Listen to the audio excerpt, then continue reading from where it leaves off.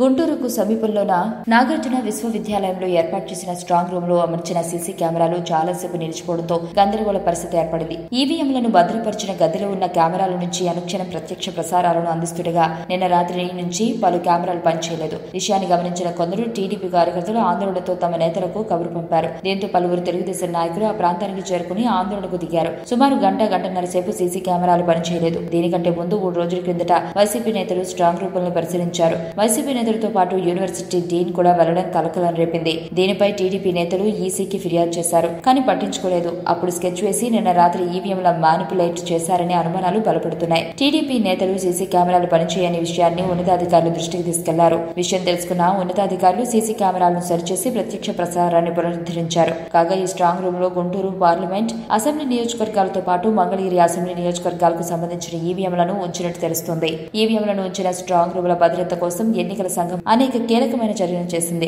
Strong room double lock వ్యవస్థ కలిగి ఉండాలని, ఒక తాళం జిల్లా ఎన్నికల అధికారి వద్ద, రెండో తాళాన్ని నియోజకవర్గ రిటర్నింగ్ అధికారి వద్ద ఉంచాలని పేర్కొన్నారు. స్ట్రాంగ్ రూముల దరిదాపులకు ఎవరూ రాకుండా గట్టి భద్రత తీసుకోవాలని, రూము వెలుపలి ప్రాంత రక్షణ చర్యలను కేంద్ర పోలీసులు బలంగా చేపట్టాలి. మిగిలిన వెలుపలి ప్రాంతమంతా రాష్ట్ర పోలీసులు బలంగా భద్రతా పర్యవేక్షణలో ఉండాలి. భద్రతా ఏర్పాట్లను పరిశీలించేందుకు అభ్యర్థులు తమ ప్రతినిధులను నియమించుకోవాలన్నారు. కానీ గుంటూరులో అవేమీ పట్టడం లేదు. ఇష్టం వచ్చినట్లు ఈవీఎంల రూముల్లోకి వైసీపీ నేతలు వెళ్లి వస్తున్నారు. వార్తావాణి న్యూస్ ఛానల్ ఎప్పటికప్పుడు రాజకీయ, సినీ విశేషాలు, స్పోర్ట్స్ మరియు సాంకేతిక పరమైన మరెన్నో విషయాలను మన ముందుకు తెస్తుంది. మరింత సమాచారం కొరకు వార్తావాణి న్యూస్ ఛానల్ ని సబ్స్క్రైబ్ చేయండి.